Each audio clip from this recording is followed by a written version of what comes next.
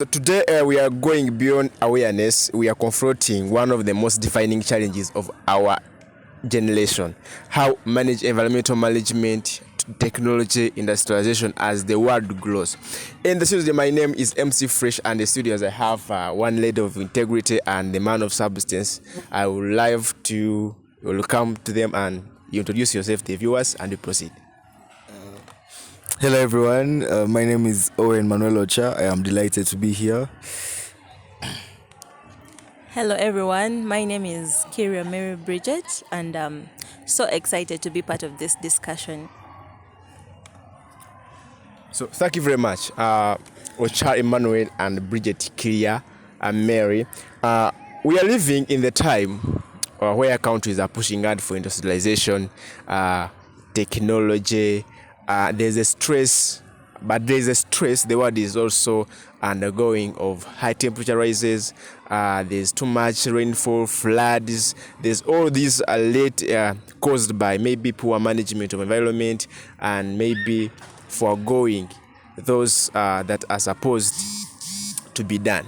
In Africa and in Uganda, especially, we have so many these problems. So, in two or three words, can you describe, Mr. Owen, the environment of Uganda and Africa at large?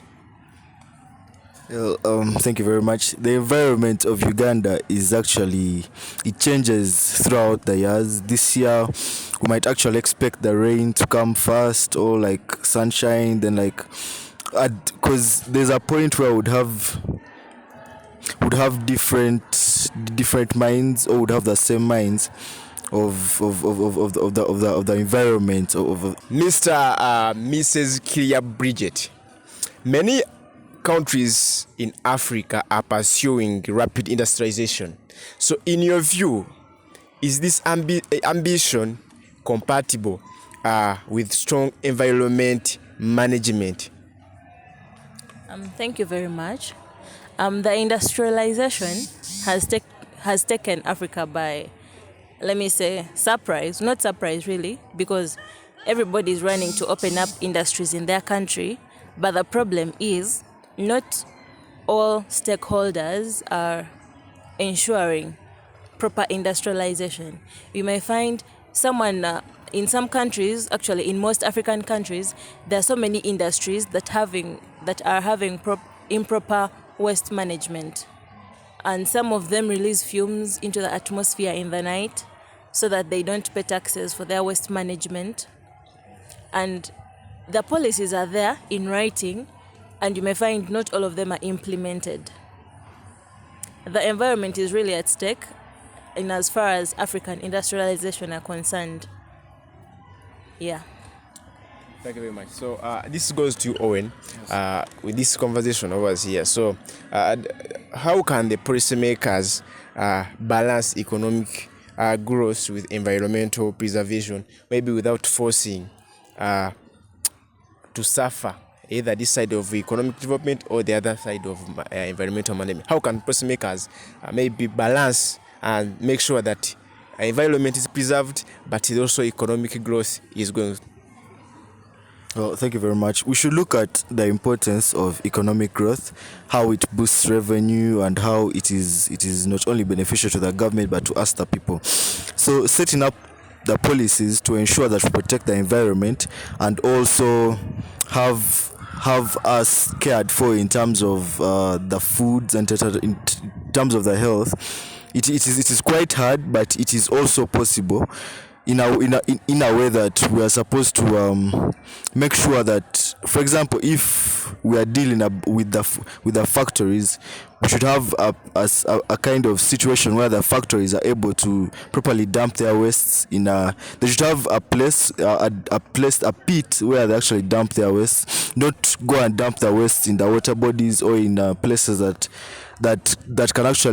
are useful to environment, that can actually cause diseases to us. We should try and enforce that there are rules that govern this, and they should actually find penalties so that none of this happens and our environment is actually protected. Thank you very much. So environmental management contains many things. There is water supply management. There is pollution. There are waste management, both on large scale, for example, for industries and for domestic. So, Mary Bridget, where do you think that we the individuals have really lagged behind and maybe paid less attention to this management as far as the environment is concerned? Thank you. I think as individuals, we are supposed to begin with developing a discipline of proper management, because you find someone is going to eat a biscuit and leave the polythene where they've eaten from. And yet, if they had that discipline, they would look for a nearby bin and drop it there.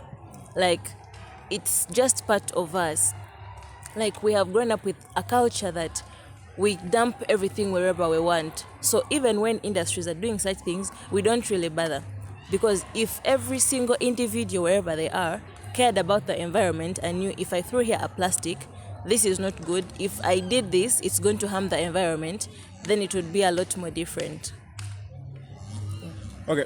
Thank you, Bridget. Ocha, do you think Bridget has showed us that maybe some individuals lack the discipline to know what, maybe sometimes they know what is supposed to be done, but they fail?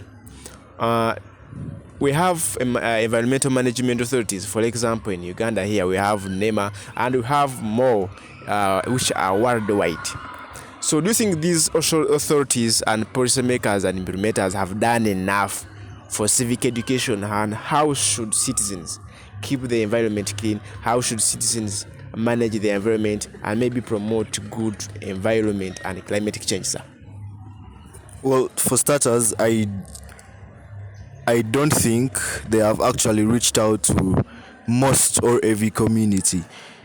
Even though they have tried to use the media to actually speak to the people, it has not been really influential, because we have, if I go back to our journalism teaching of a digital divide, where we talk about how different people are not actually accessing this kind of information, since most especially when they are using the media to actually pass out the information. So I feel they should actually be more tactical and they should take this message to deep to the people living deep there, so that they actually get the information. So, and also, if they should actually use different languages to speak to the people. Yes, NEMA has been influential. Yes, the forestry manager has been influential, but they have not actually they have not actually encouraged the people more. And by not encouraging the people more, we actually find that the environment is being destroyed. People are not following this. As you said, they are littering the environment with polythene bags, which actually messes up the soil, and eventually the environment is destroyed. So this will take us back. So you think that maybe the authorities have not made enough. So that one automatically means that maybe the regulations available do not assess, and they have not done maybe much or more for environment to be clean. And if you can say that if the regulations do they not work on only citizens or even on the government? Because we have seen so many forests, swamps being occupied in the language of development or maybe industrialization. So should we really confirm that maybe these authorities or the implementers of these regulations have totally done nothing to protect and preserve our environment? Thank you. They have tried. We have seen policies come up in different initiatives. We have seen NGOs and sponsors come to help. But the whole thing is, there are some people who even don't know that they are polluting the environment. They do it because either it's a way of survival, it's a way of earning money, and until you give those people an alternative on how to earn money, they're not going to stop whatever they are doing. Like people who cut trees for firewood, for charcoal, those people are not going to stop until they get something else, like another source of income. maybe you say opening up, let's say, biogas small plants that can be managed at individual levels. That would be a good alternative. Yeah. Okay, welcome. So, thank you very much, Mary Bridget. So now, Ochan Manuel, we have seen this. We have seen the stake of individuals. We have seen the other side of the government and the policymakers. We have seen the side of development. Now, for people who do not really know, or maybe they know but they lack that civic engagement, which word can you tell them the way on our local basis where we stay on domestic preservation of environment? So could you really tell those people out there how they should really preserve environment on a large scale, which doesn't even need a lot of investment made by the government or even other international organizations really? I think, well, I don't actually think, I know that, for example, the swamps, if we use the swamps to actually not fully settle but find a way of being productive, we can do rice growing there, we can do different things like that involve farming that actually not only bring revenue or income but also provide us food. It is important to actually protect the environment, because time to come when we don't protect this environment, it will be hard for us to live in. We shall be having one of the worst climates in our country, which will be very bad for us. We shall see people getting poor, we shall see people dying, which is what we were trying to fight against. So it's important for us to protect the environment, plant more trees, grow crops and all that, and let's have it at our fingertips that and a good environment is a comfortable place for us to live in. All right, thank you, Mary Bridget and Ochan. I want to inform that you're still here at Ebinagwa, but now I want us to see to look on the other side of technology. Technology is one of the key drivers of the world so far. And technology, once it has knocked on your door, you either open or it opens, which means we have to live with it. But it has two sides as far as climate and environment are concerned. I want you to break down for me where technology has really affected us, and Ochan in environment, and Ochan will come on with where technology has really helped us to maybe to keep environment and climate.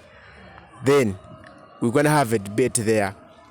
Which do you think technology is helping or maybe downplaying the role of preserving environment? Thank you. The technology has helped and harmed, just like you've said. But if you're to measure proportion, in my opinion, it has done more harm than good. This is because technology is the main source. We're looking at companies producing things or products and services that cannot be recycled, and things that are easily dumped, and the layman does not know what to do with the waste. We're also looking at technology in terms of sound pollution.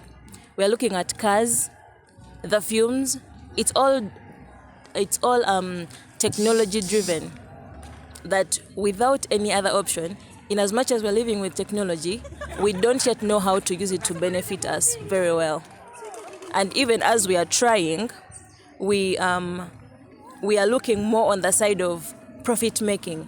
I think that's where we go wrong, because if you look at the people who are doing things that are polluting the environment the most, they are looking for profits, making cheap cars that produce a lot of fumes. That is all looking at a profit margin, like they are looking to expand their profit margin. You're looking at production of caveras. Is it when... Okay, the caveras are very cheap, but look at their impact. In fact, everything that is very, very cheap, it comes at a cost. It's destroying the environment. So yes, technology has really endangered our environment.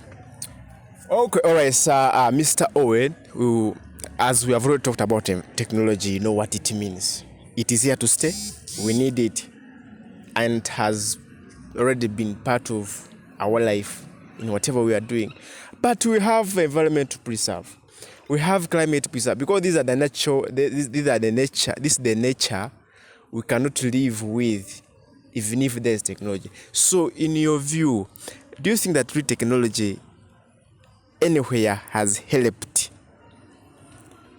Maybe where the environment is being destroyed, but it has come with maybe innovations through technology that we can preserve the smaller one we are left with.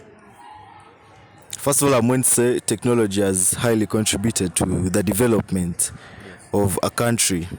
Why? Let's start from if we are farming. Technology has been influential in that we can use these trucks that actually help us to plant the crops, or to actually quicken the manufacturing of goods. Not only that, but also looking at transportation. We are able to transport goods quickly or faster, so that now when you transport goods faster, you actually have a higher chance of achieving something great, that is high revenue and something better for what you're actually working on. Technology has been influential not only in those two aspects, but also looking at going away from the environment and looking at cooperation or friendship, global friendship, where we're able to communicate through phones, through the media, and not actually sell our goods online. So technology has been very influential and very paramount, useful to us in the development, in the cooperation, in the way we actually react and interact. Thank you very much, Mr. Ochan Emmanuel and Makerere Bridget. I will stand also on my technology. It has both harm and good, but as far as when protecting the environment, since it's not going anywhere, we have to get away how we're using it to pursue what we want. For example, the use of greenhouses now you can do in town. At least you can even plant a tree or these flowers that can maybe do something, those who do environment and other things, of course. So we thank you very much for watching. Of course, my name is MC Fresh from Makerere University on here, Fresh Exclusive Media. I've been with the two guests here, Ochan Emmanuel Owen and Makerere Bridget. We thank you very much for tuning live, and we wish you a happy day.